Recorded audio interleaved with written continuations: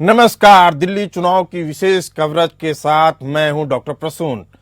अभी तक CM face नहीं होने पर आम आदमी पार्टी लगातार बीजेपी को घेर रही थी, लेकिन अब मैदान में राष्ट्रीय स्वयंसेवक संघ ने कमान संभाल ली है।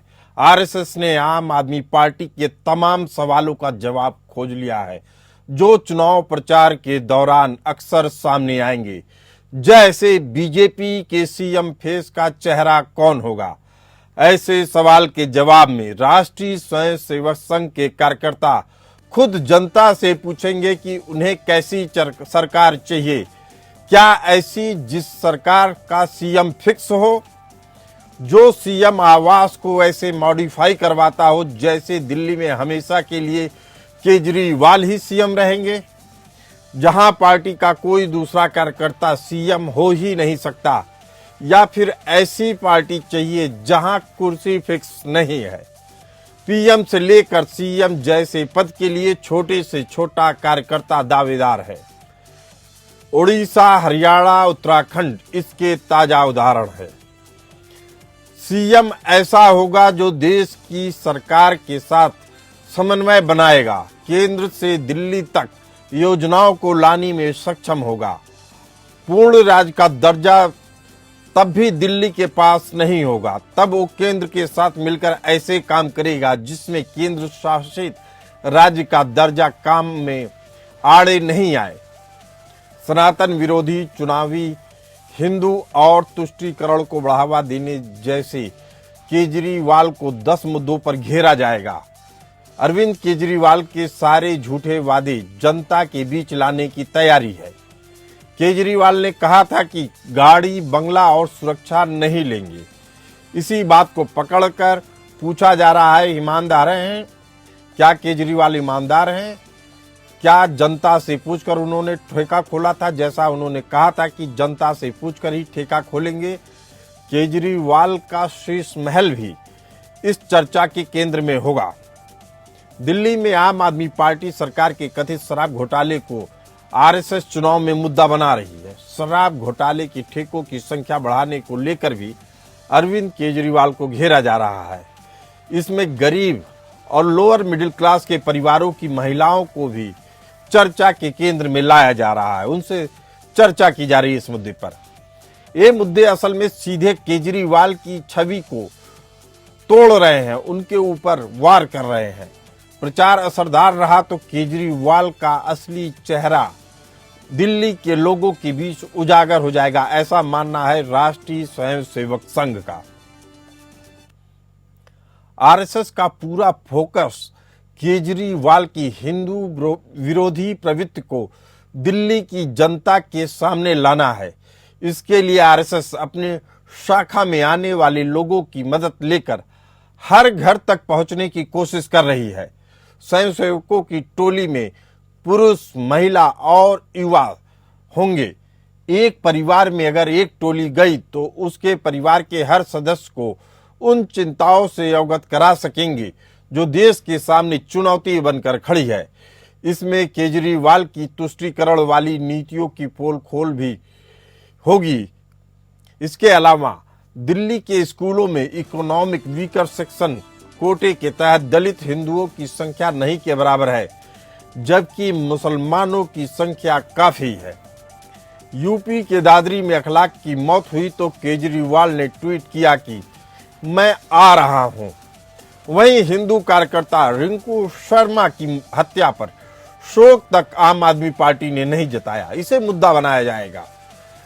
अयोध्या में राम मंदिर बना तो केजरीवाल ने अस्पताल बनाने का सुझाव दिया था। इस बात को भी राष्ट्रीय स्वयंसेवक संघ के स्वयंसेवक लोगों को याद दिलाएंगे। दिल्ली के द्वारका सेक्टर 22 में सरकारी खर्च पर 100 करोड़ का हज हाउस बनवाया गया। मौलवियों की सैलरी तय की गई, जबकि केजरीवाल को पुजारियों और ग्रंथियों की याद 12 साल बाद चुनाव से जस्ट पहले आई है। लोगों से सवाल पूछा जा रहा है, क्या केजरीवाल ने किसी मंदिर आंदोलन में हिस्सा लिया?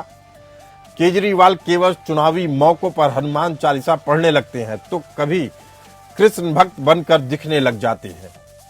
संघ के स्वयंसेवक अरविंद केजरीवाल को उस गैंग का हिस्सा बता रहे हैं जिसने नक्सली मूवमेंट खड़ा किया और ऐसे नक्सली देश विरोधी ताकतों के हाथों की कठपुतली है, जो कि अब खुलेआम साबित हो चुका है। दिल्ली में आम आदमी पार्टी की केजरीवाल सरकार में बांग्लादेशियों और घुसपैठियों के आधार कार्ड अभियान चलाकर बनवाए गए, ऐसा आरोप लगाया जा रहा है। जनता को बताया जा रहा है कि केजरीवाल मुस्लिम वोटों की खातिर देश की अंतरात्मा को बेचने में भी कोई कोर कसर नहीं छोड़ते। इसीलिए अमेरिकी एजेंसियों, जॉर्ज सोरस जैसे भारत विरोधी षड्यंत्रकारियों के साथ भी केजरीवाल का कनेक्शन जब तक दिख जाता है। अब इस पर जनता को ही फैसला लेना है, यानी संघ के कार्यकर्ता सारी बातें बताने के बाद जनता को कहते हैं कि आप फैसला करिए कि क्या होना चाहिए। दिल्ली चुनाव में राष्ट्रीय स्वयंसेवक संघ से जुड़े 6 संगठनों की अहम भूमिका है, जिसके जरिए संघ के कार्यकर्ता दिल्ली के ल्यूटियन जोन से लेकर पुरानी दिल्ली के गली कूचों में रहने वाले तक अपना संदेश पहुंचा रहे हैं। संवाद के जरिए दिल्ली के जनमानस को देश के वास्तविक खतरों से आगाह कर रही है। आइए जानते हैं कि वो कौन से संगठन हैं जो आरएसएस से जुड़े हैं और दिल्ली के चुनाव में अहम भूमिका निभाने जा रहे हैं। तो पहला नाम है सेवा भारती का। संघ का ये संगठन झुग्गियों में लगातार काम कर रहा है। जिन बस्तियों में काम करते हैं सेवा भारती, उसे सेवा बस्ती का नाम दिया जाता है। ये संगठन बस्तियों को आर्थिक तौर पर आत्मनिर्भर बनाने का काम करने के लिए छोटे छोटे काम सिखाते हैं, जैसे सिलाई बुनाई सेंटर। इस चुनाव में इनकी भूमिका अहम है।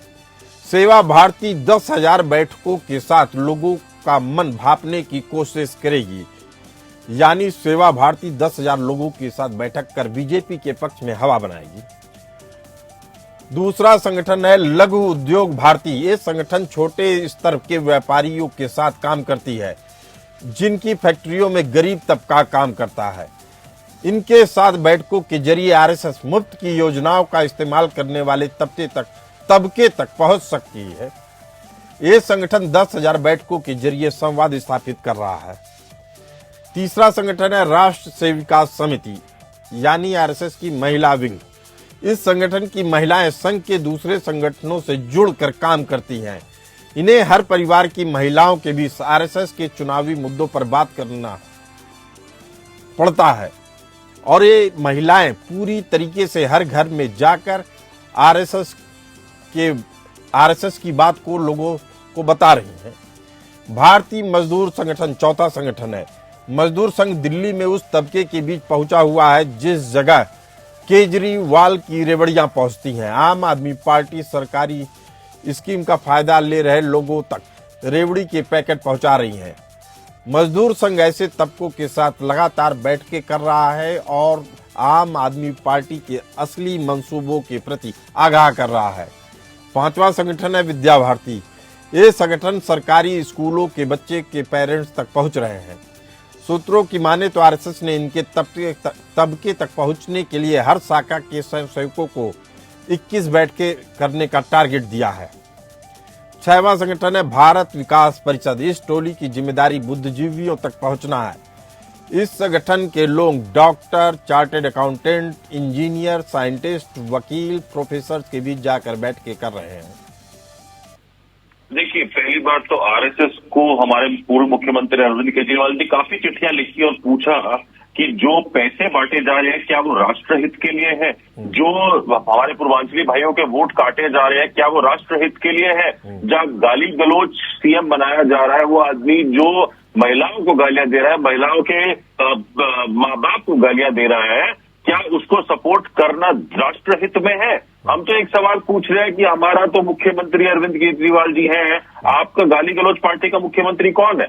और यही आरएसएस ने जब महाराष्ट्र में काम किया था और लाडकी बहन योजना की बात की थी, तो आज लाडकी बहन योजना नहीं दे पा रहे हैं और वहां के कृषि मंत्री बोल रहे हैं कि हमारे पास पैसे नहीं है। और 25 लाख महिलाओं को जब महाराष्ट्र की लाडकी बहन योजना से निकालने की बात हो रही है, तब भी क्या आरएसएस ये बातें बोल रहा है? आज हमें समझना पड़ेगा कि दिल्ली में भाजपा का कुछ सीटें लाना भी मुश्किल हो रहा है। जहां जहां जा रहे हैं वहां से लोग इन्हें भगा रहे हैं। चिराग आप शेट्टी देखिए, जी, 3 दिन हमने अभी जी, अपनी रिपोर्ट दी है, आपने शायद सुना नहीं, मैं आपको एक बार फिर से बता दे रहा हूं। आरएसएस कह रही है कि अगर सीएम का फेस नहीं है तो ये अच्छी बात है, लोकतांत्रिक प्रक्रिया का पालन है। आरएसएस के जरिए समझाया जा रहा है दिल्ली के लोगों को कि अगर आम आदमी पार्टी किसी नेता को चुनती है तो लगता है पूरी जिंदगी भर वही सीएम रहेगा, लेकिन बीजेपी के कोई भी कार्यकर्ता मुख्यमंत्री हो सकता है, प्रधानमंत्री हो सकता है, और जनता को ऐसी बातें छूती हैं। चिराग शेट्टी जी जी प्रसून जी, मैं तो फिर आपसे बोलूंगा, तो लोकसभा में भी तो आरएसएस ने ये सारी बातें जाके जमीन पर बोली थी। 400 पार बोलते बोलते 240 पर कैसे रह गए? आज हमें समझना पड़ेगा कि जो दिल्ली की जनता है वो जानती है कौन उनके लिए काम कर रहा है, कौन उनके लिए स्कूल बना रहा है, कौन उनके लिए अस्पताल बना रहा है। उसके लिए किसी को उनको बताने की जरूरत है, क्योंकि उनका बच्चा स्कूल में पढ़ता है। चिराग शेट्टी जी, आप गलत रास्ते पे जा रहे हैं। इसी लोकसभा चुनाव में दिल्ली की जनता ने बीजेपी को चुन के आगे बढ़ाया था। तो देखिए, मोदी लहर 2014 में थी तो 15 में कितनी सीट आई थी इनकी? दिल्ली में 3 सीट आई थी। 2019 में मोदी लहर की बात होती है, 300 पार जब उनका हुआ था तो कितनी सीट दिल्ली अरे में आई थी? लोकसभा की बात कर रहे हैं, आपको आंकड़े गलत बता रहे हैं आप। लोकसभा कितनी सीटें थी? मैं आपको बता रहा हूँ ना, लोकसभा में तो 2014-2019 में भी 7 सीट आई थी। विधानसभा में कितनी सीट निकाल पाई भाजपा? आप बताइए, 10% से ज्यादा सीट नहीं निकाल पाई। हम तो कह रहे हैं आपको बहुत साफ, इस बार भी अगर लोकसभा में इनकी इतनी कम सीट आई है, 240 पे रह गए, तो आप एक बार विधानसभा में सोच लीजिए क्या हाल होगा। आधी सरकार हमारी थी, आधी सरकार उनकी थी। आज क्या हालात है क्राइम का? क्या दिल्ली की जनता देख नहीं रही है? क्या रंगदारी नहीं मांगी जाएगी? क्या गोलियां नहीं चल रही है? क्या माताओं बहनों के साथ अभद्र व्यवहार नहीं हो रहा है? क्या 11 गैंग तक दिल्ली को नहीं चला रही? चलिए इस बात पे जवाब ले लेते हैं आलोक वत्स जी से। आलोक वत्स जी, चिराग शेट्टी जी ने कई सवाल पूछे, उसका जवाब केवल आप ही दे सकते हैं जी।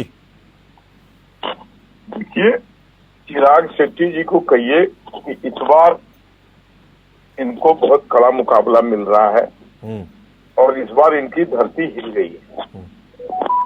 अब आगे ये कैसे अपने पावर को, पोजीशन को संभाल पाएंगे, उसको लेकर इनके अंदर और इनके नेताओं के अंदर बहुत खलबली मची। कांग्रेस का प्रहार, इनका अपना लचीलापन रवैया, जनता से किए गए वादों का झूठ का पुलिंदा, सब अब खुल के सामने आ गया है और अब लोग किसी भी कीमत पर इनको बर्दाश्त करने को तैयार नहीं। चलिए ठीक है। भारतीय जनता पार्टी ने सारे जगहों पर सुगमता से, सरलता से, सच्चाई से शासन किया है और दोबारा तिबारा चौबारा रिपीट हो रहे हैं, लेकिन इस बार इनकी गाड़ी फंसती नजर आ रही है और मुझे नहीं लगता है कि इस विधानसभा चुनाव में इनकी नैया पार लग सकती है। चलिए ठीक है, चिराग शेट्टी जी हमारे साथ मौजूद है। चिराग शेट्टी जी, 3 बड़े मुद्दे हैं जिसको संघ के कार्यकर्ता या स्वयंसेवक आम जनता के बीच में लेके जा रहे हैं। आपको हमने बताया स्वयंसेवक संघ के त्रिदेव जनता के बीच में जाएंगे और उन्हीं मुद्दों को उठाएंगे, घर घर के मुद्दों को उठाएंगे, जो मुद्दे अभी मैं आपसे डिस्कस कर रहा हूं। जैसे उनका कहना है कि आप सनातन विरोधी हैं। चिराग शेट्टी जी पूरा सवाल सुन लीजिएगा, एक साथ ही जवाब चाहूंगा आपसे। सनातन विरोधी हैं, मंदिर की जगह आप हॉस्पिटल बनवाते हैं, और जबकि मुस्लिमों की बात आती है तो आप वहां के किसी भी मस्जिद को गिराने में आपके हाथ कांप जाते हैं, जबकि राम मंदिर जैसे जगह पे आप अस्पताल बनवा रहे थे। तुष्टीकरण की राजनीति की इंतहा है। हिंदू मारा जाता है, रिंकू शर्मा जैसा व्यक्ति, तो उसके यहाँ आप जाते नहीं हैं, और कोई अखलाक मारा जाता है तो कहते हैं मैं आ रहा हूं। तीसरा है कि आप चुनावी हिंदू हैं, चुनाव के मौका आते ही आप तमाम पंडितों को बुला लेते हैं, 18,000 की घोषणा भी कर देते हैं जी। देखिए, हम फिर एक चीज बोलेंगे, ये चुनावी मुसलमान है, इनको इस समय मौलवी याद आ जाते हैं, इनको इस समय रोहिंग्या याद आ जाता है, क्योंकि इन्होंने काम नहीं करा। मैं आपसे पूछना चाहता हूं, क्या हिंदू पुजारी और सिख ग्रंथियों को 18,000 रुपए देना पाप है? अगर हम हिंदू पुजारी वो जो हमारे संस्कारों को आगे लेकर जा रहे हैं, अगर हम उन्हें 18,000 रुपए देना चाहते हैं तो भाजपा के पेट में दर्द क्यों होती है? क्यों भाजपा बस ये पूछ रही है, जब आपने मौलवियों को दिया था तो उनके साथ ही घोषणा कर देनी चाहिए थी, 12 साल का इंतजार क्यों? प्रसून जी, आप बहुत पढ़े लिखे पत्रकार हैं, आपको पता है वो वक्फ बोर्ड के थ्रू हरियाणा में भी होता है, वो महाराष्ट्र में भी होता है, वो भाजपा की जितनी सरकार है वह सब जगह होता है। और आपको पता होगा अभी महाराष्ट्र में दुगनी करी गई है सैलरी वहां पे मौलाना की, तो आपको पता है ये बात, आपसे तो ज्यादा आपको, मतलब आपको तो बहुत ज्यादा इससे मुझे पता होगा। और नहीं, जनता को पता होना चाहिए। चिराग शेट्टी जी, ये बातें आपके जरिए ही आएंगी और आप ही बताएंगे, ये बातें जनता को पता होनी चाहिए। 18,000 रुपए अभी हरियाणा में मौलवियों को दिए गए हैं, क्या ये भाजपा की सरकार नहीं है वहाँ? क्या महाराष्ट्र में अभी मौलाना की सैलरी दुगनी नहीं करी गई? सारे जितने भी वहाँ पे जो इंस्टीट्यूट है, जो मस्जिदें हैं उसके अंदर जो स्कूल चलते हैं, क्या वहाँ पे मौलवियों की सैलरी डबल नहीं करी गई? अगर नहीं करी गई तो आप अपने चैनल पर दिखा दीजिए, मैं आपको प्रूफ दिखा देता हूँ। हर जगह डबल करी गई है, तो भाजपा को याद नहीं आए थे? आज अगर हमने हिंदुओं को सैलरी दी, आज हमने हिंदू पुजारियों को सैलरी दी, तो भाजपा के पेट में दर्द हो रहा है, क्योंकि इन्होंने पिछले 30 सालों में क्या किया हिंदू पुजारियों के लिए? पिछले 10 साल से इनकी सरकार है, किसी भी राज्य में, मैं आपको बड़ी श्योरिटी के साथ बोलो, किसी भी राज्य में इन्होंने कोई सैलरी नहीं दी है किसी पुजारी को। दिल्ली की एक ऐसी सरकार है जिसने 18,000 रुपए पुजारियों को और ग्रंथियों को देने की बात करी है। ये देखिए अब आप इस बात पे आप रुक जाइए, ये दिया जा रहा है कुछ जगहों पे, लेकिन इसका जवाब आलोक वत्स से ही पूछना चाहेंगे। आलोक जी बताइए। देखिए, ये सारी चीजें शुक्ला जी तभी याद आती हैं जब चुनाव नजदीक आ जाता है। अरे भाई, चुनाव के नजदीक आ रहा है तो इसमें कोई बुरी बात नहीं है, चुनाव के वक्त ही तो आपसे हिसाब किताब लिया जाएगा। जी आलोक जी, 2100 देने की बात और भी अन्य सुविधाओं की, 18,000 पुजारियों को देने की बात, ये सब चुनाव के बाद, और लोग समझ रहे हैं कि ये हमें फिर से झांसा देकर जीतना चाहते हैं। लेकिन मैंने कहा ना, इस बार इनकी गाड़ी अटक गई है। भारतीय जनता पार्टी की जन कल्याणकारी नीतियों का जनता ने भरपूर लाभ उठाया है और अभी भी उठा रहे हैं। इनके झूठे वादों से परेशान है लोग। चिराग शेट्टी जी स्क्रीन पे दिखा रहे हैं अपना मोबाइल। चिराग शेट्टी जी, आप बता दीजिए क्या कहना चाह रहे हैं खुल के। Maharashtra government double salaries of Madrasa teacher, और ये है अक्टूबर 11, 2024 का। चिराग शेट्टी जी, फिर आप गलत लाइन पे जा रहे हो। तो कहते हैं सबका साथ सबका विकास, आप क्या कर रहे हैं? आप भी सबको साथ लेके चलिए। मैं तो आपसे पूछ रहा हूँ, हमने पुजारी ग्रंथियों को 18,000 रुपए देने की बात करी, आप इनकी कोई घोषणा दिखा दीजिए। 10 साल से मोदी जी सेंटर में बैठे हैं, 20 राज्यों में सरकार है, कहीं कोई स्कीम हो जहां पे ये इतने पैसे देते हो? आप बता दीजिए जहां पे मंदिरों में पुजारियों के लिए इन्होंने कोई भी वेलफेयर चलाया हो, कुछ भी ऐसा किया हो? कुछ नहीं किया इन्होंने सिर्फ चुनावी रोटियां सेकी हैं, हिंदुओं के वोट लिए हैं लड़ा झगड़ा कर, बट कभी भी हिंदू धर्म के लिए, हिंदू पुजारियों के लिए इन्होंने कोई स्कीम नहीं निकाली। आज अगर अरविंद केजरीवाल जी ने विजन के साथ स्कीम निकाली है तो आज इनको डर लग रहा है, आज इनके पेट में दर्द हो रही है, क्योंकि ये चुनावी मुसलमान है। इनको अब याद आएंगे मौलवी, इनको अब याद आएंगे रोहिंग्या, इनको पूरे 10 साल में याद नहीं आए थे। आज तक एक भी रोहिंग्या इन्होंने डिपोर्ट नहीं किया। आपको जानकर हैरानी होगी, 10 साल में एक भी। ये कहां से आ रहे हैं किसी को नहीं पता, यहाँ तक कैसे पहुंच रहे हैं, बीच में इतनी सारी सरकारें आती है किसी को नहीं पता।